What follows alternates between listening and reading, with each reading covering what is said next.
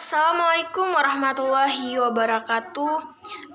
Pada pertemuan kali ini saya akan membahas tentang cara mengatasi kasus-kasus kehumasan atau public relation dalam mengelola komplain pelanggan, pelayanan prima, dan menganalisis krisis. Nah, saya berasal dari Prodi Administrasi Pendidikan dengan NIM 21002026 akan menjelaskan hal-hal yang saya sebut tadi. Nah, untuk itu pertama kita masuk dulu kepada komplain pelanggan. Di mana komplain pelanggan ini adalah hal yang lumrah terjadi selama menjalankan suatu bisnis dalam perusahaan. Pelanggan yang tidak puas atau memang barang yang diinginkan tidak sesuai bisa membuat mereka mengajukan komplain pelanggan ke toko maupun secara online. Nah, contohnya kita lihat pada sebuah perusahaan, di mana perusahaan itu berkaitan dengan kosmetik, di mana dia menjual kosmetiknya secara online atau media sosial, seperti di Shopee. Nah, contohnya saja saya membeli suatu barang, di mana barang di Shopee itu datangnya cukup lama dan tidak sesuai dengan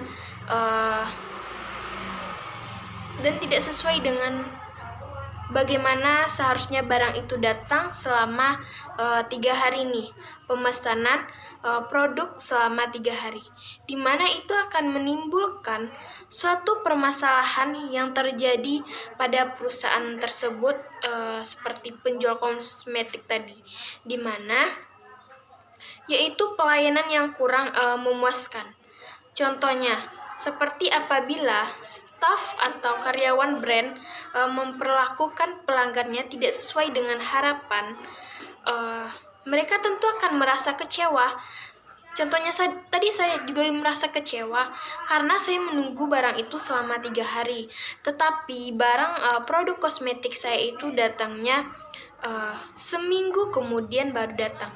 Nah, itu sangat mengecewakan bagi diri saya.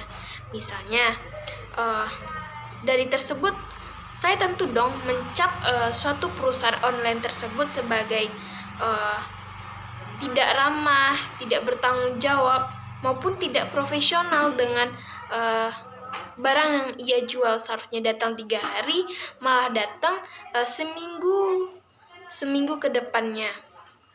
Nah, itu terjadi juga pada masalah pengiriman dalam komplain pelanggan tersebut. Nah, setiap pasti pelanggan menginginkan untuk menerima produknya yang dibeli tentu tepat waktu tadi. Nah, namun sayangnya ada beberapa potensi masalah yang mungkin muncul terjadi karena pendataan atau pengiriman yang tertunda, atau salah alamat, atau bahkan pesanan pelanggan yang hilang dalam pengirimannya. Seperti di Shopee, kadang-kadang saya membeli barang itu, tentu kadang saya sudah membeli tetapi tidak tercantum dalam pengiriman barang tersebut. Tentu akan menjadi kerugian bagi saya dan bagi orang tersebut. Nah, untuk itu makanya perusahaan pemilik perusahaan kosmetik secara media sosial itu tentu harus mengatasi hal tersebut secara tepat. Yang pertama, tanggap dan menunjukkan rasa empatinya. Sebagai pelaku usaha yang baik, mendengarkan keluhan dari pelanggan merupakan kewajiban. Saat keluhan pelanggan datang, segera tanggapi dengan cepat. Hal ini menunjukkan bahwa kamu profesional dan sigap dalam membantu komplain pelanggan tersebut. Nah, itulah tanggap dan menunjukkan rasa empati terhadap customer kita agar citra dari perusahaan atau image kita tidak rusak. Yang selanjutnya mungkin dengan cara meminta maaf dan memberikan solusi. Misalnya nih, setelah customer selesai menyampaikan suatu keluhannya di media sosial, hal yang pertama harus kamu lakukan dalam mengatasi itu adalah permintaan maaf yang tulus. Hal ini merupakan mungkin keluhan pelanggan agar tidak masuk akal. Tetaplah profesional dan ramah. Tak ada salahnya untuk meminta maaf jika kamu memang salah. Sebenarnya jika perusahaan itu salah, tidak ada salahnya kita meminta maaf, terutama soal kualitas barang atau saat pengiriman barang yang terjadi. Nah, untuk itu seringlah meminta maaf. Sikap ini menunjukkan bahwa kamu menerima atas kesalahan yang terjadi dan jangan lupa berikan pula solusi dalam permasalahan itu agar tepat pelangganan tetap dilayani secara maksimal. Sebelum memberikan solusi, tentu bila ada detail keluhan yang kurang jelas, tanyakan kepada customer dengan rasa peduli yang tulus untuk membantu. Semakin banyak informasi yang bisa kamu dapatkan dari pelanggan, kamu akan lebih mengerti mengenai sudut pandang yang mereka tahu dan jelas masalah yang kita hadapi itu. Nah, hindari langsung membuat suatu kesimpulan dan saat solusi yang akan kamu tawarkan disetujui oleh pelanggan, segera lakukan aksi tersebut sesampai tuntasnya agar tidak dibeberkan ke media massa. Karena kita nih yang menjual barang online atau di Shopee, pasti kita akan dikasih mengenai bintang, karena bintang itulah yang menunjukkan image atau citra perusahaan kita itu baik. Kalau bintang kita 1, kalau di Shopee itu mungkin tidak akan ada yang membeli barang kita, akan jatuh citra dari perusahaan kita tersebut. Nah, jika ada masalah nih dalam pelanggan kita atau customer kita, tentu kita harus tanggap dalam waktu yang cepat. Cara mengatasi komplain pelanggan berikut adalah jangan membuat mereka semakin frustasi dengan menyuruh menunggu lama atau mengalihkan produk tersebut. Nah, kan barang saya tadi datangnya telat itu. Seminggu ke depan telatnya estimasi barang biasanya kalau di Shopee. Nah, tentu saya selalu menunggu barang saya datang atau tidaknya, dan tidak ada juga nih dari perusahaannya menchat saya bagaimana produk ini akan sedikit terlambat. Kalau dikatakan sedikit terlambat datangnya, mungkin customer akan memahaminya. Tapi jika tidak ada informasi, mungkin saya juga bingung dan apakah barang itu tidak datang atau tidaknya. Nah, itulah kita harus cepat tanggap dalam menanggapi suatu permasalahan yang terjadi pada perusahaan kita. Nah, untuk itu penyelesaian tentang komplain pelanggan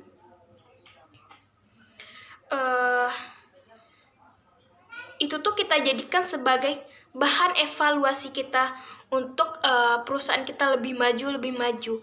Karena dari evaluasi pelanggan itulah kebangkitan dari perusahaan kita akan terjadi. Nah, evaluasi ini menjadi momen yang tepat bagi kita untuk membuat atau mengembangkan produk lama menjadi produk yang lebih baik ke depannya. Nah, pembaruan ini harus didasarkan pada kepuasan pelanggan, di mana sehingga dapat membuat bisa melihat apa saja hal yang perlu diperbaiki dan ditingkatkan agar kepuasan customer kita terjaga saat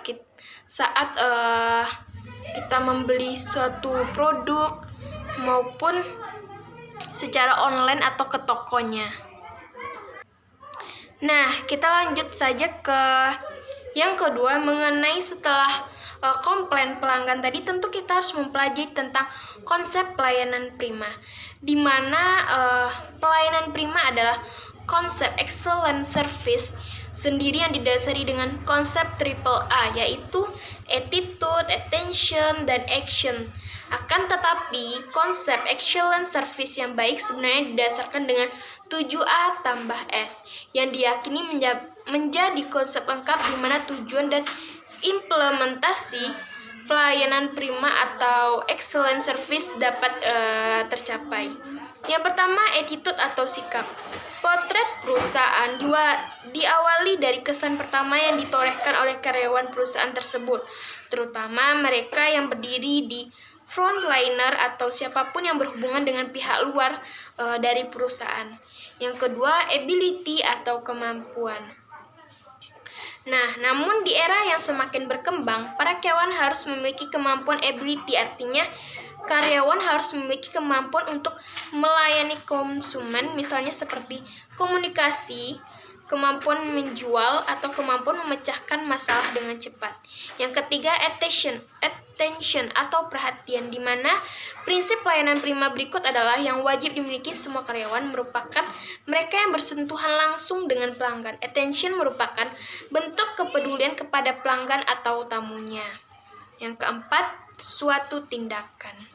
Yang kelima, adanya tanggung jawab. Dan keempat, penampilan karyawan, misalnya kayak di toko, secara fisik maupun non-fisik, merefleksikan kredibilitas suatu perusahaan atau citra perusahaan yang baik.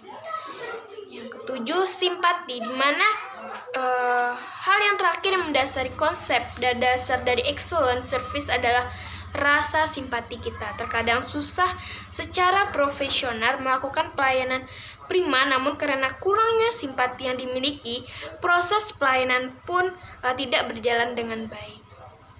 Nah, mengapa pelayanan prima itu penting? Dikarenakan bagi perusahaan yang bergerak di bidang jasa, pelayanan prima merupakan salah satu kunci untuk mendapatkan pelangganan baru, sekaligus mempertahankan pelangganan lama. Saat ini baik perusahaan yang menjual produk atau jasa yang serupa, namun pelayanan diberikan berbeda. Hal inilah yang menjadi pembeda antara satu perusahaan dengan perusahaan yang lain. Dengan kata lain, pelayanan merupakan produk utama yang harus diperhatikan. Namun, bukan berarti pelayanan prima tidak penting bagi perusahaan ya. Tidak penting bagi perusahaan non-jasa maksudnya, dikarenakan meski hadir dalam bentuk yang berbeda, pelayanan prima tetap jadi hal yang wajib diperhatikan sebagai penunjang usaha, sekaligus menjaga kepercayaan pelanggan tetap tinggi. Jika sudah berhasil menjaga kepercayaan suatu pelanggan, secara otomatis loyalitas terhadap perusahaan akan terbentuk. Citra yang baik tadi itu akan terbentuk. Hal ini bisa membuat mereka menjadi pelanggan yang tetap. Tidak hanya itu, pelanggan lama berpotensi jadi media promosi paling efektif untuk mendatangkan pelanggan baru. Nah, ada pun beberapa tips yang saya ketahui mengenai tentang pelayanan prima kepada customer atau pelanggan. Yang pertama, kita memberi kesapaan yang ramah. Yang kedua, memberikan batasan waktu pelayanan. Yang ketiga, cara membuat pelanggan puas dan senang adalah dengan memberikan waktu tunggu yang tidak panjang. Yang keempat, responsif dan reaktif.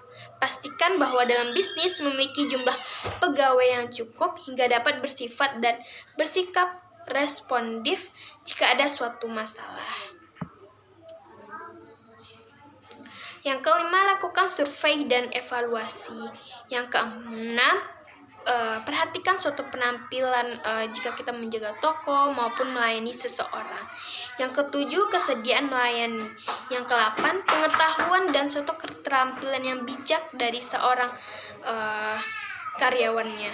9, tepat waktu dan janji. Tepat waktunya misalnya datang ke toko atau janji dengan suatu hal. Yang ke-10, kejujuran dan kepercayaan. Yang 11, efisien. Yang ke-12, kepastian hukum. Yang ke-13, keterbukaan antara karyawan dengan karyawan lainnya. Yang 14, adanya biaya, di mana dalam pelayanan perlu penentuan pembiayaan yang wajar. Yang ke-15, tidak rasial. Yang ke-16, dan kesederhanaan, di mana kan pelayanan prima itu adalah hal yang paling penting dalam bisnis atau usaha, terutama jika bisnis tersebut di bidang jasa. Menghadirkan pelayanan prima dapat dimulai dari memilih pegawai atau karyawan terbaik dan menerapkan SOP yang sesuai dengan budaya perusahaan, dan juga harus berorientasi pada kepuasan pelanggan. Yang ketiga, selanjutnya manajemen krisis, di mana dalam suatu perusahaan tentu adanya manajemen krisis, di mana demi mencegah atau mengurangi efek yang ditimbulkan oleh krisis, maka manajemen krisis pada organisasi sangat krusial untuk dilakukan, sebab ancaman yang didapat dari krisis dapat mengakibatkan kerugian potensial yang berdampak pada organisasi itu sendiri, pihak-pihak terkait, hingga bidang dari organisasi tersebut. Secara garis besarnya, Kerugian yang ditimbulkan terbagi menjadi 3 jenis, yakni kenyamanan umum yang terganggu, kerugian finansial, serta kerugian reputasi dari perusahaan. 3 aspek ini memiliki kaitan antara satu sama lainnya. Sebagai contoh, kecelakaan atau kematian dapat mengakibatkan kerugian reputasi yang berdampak pada pemasukan organisasi atau perusahaan. Di mana nilai-nilai dalam manajemen krisis itu harus adanya cepat, akurat, dan konsisten. Saat terjadi krisis publik ingin tahu apa yang terjadi. Ketika suatu organisasi yang dilanda krisis tidak berbicara ke media sosial, maka orang yang lain di luar organisasi tersebut dengan senang hati akan memberikan pendapatnya ke media. Hal itu tentu perlu dihindari. Oknum tersebut bisa saja memberi informasi yang tidak akurat dan tidak sesuai dengan kepentingan organisasi. Oleh karena itulah, organisasi dituntut untuk merespon krisis dengan cepat. Nah, manajemen krisis itu sangat perlu dalam suatu perusahaan kita maupun pelayanan prima serta mengelola komplain. Mengelola komplain juga dapat menimbulkan suatu krisis dalam perusahaan kita. Nah, contohnya akan jatuhnya citra perusahaan kita yang buruk. Dan kalau di media sosial, mungkin kalau di aplikasi Shopee, kalau satu pelayanan pembelian produk kita tidak sesuai tadi, maka mungkin akan terjadi krisis, akan terjadi kebangkrutan karena pelayanan yang kita berikan tidak sesuai dengan apa yang diinginkan customer. Tentu kita dapat bintang 1 seperti di Shopee kan. Karena itulah perlunya pelayanan prima maupun komplain pelanggan dan manajemen krisis yang cepat dan tanggap untuk mengatasi suatu permasalahan yang ada di perusahaan maupun organisasi. Nah, itulah yang dapat saya sampaikan mengenai tentang kasus penanganan kehumasan yang kita jalani. Sekian terima kasih. Terima kasih. Hanya itu yang dapat saya sampaikan. Wassalamualaikum warahmatullahi wabarakatuh.